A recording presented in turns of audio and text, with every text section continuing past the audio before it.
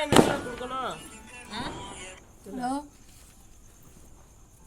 ஏய் சும்மா இருப்பப்பா.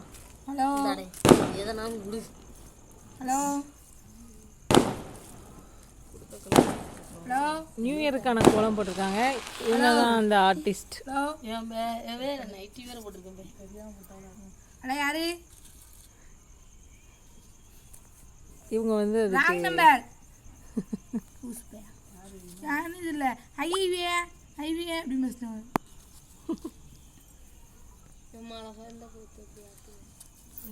நல்லாவே இல்லை தச்சாய்.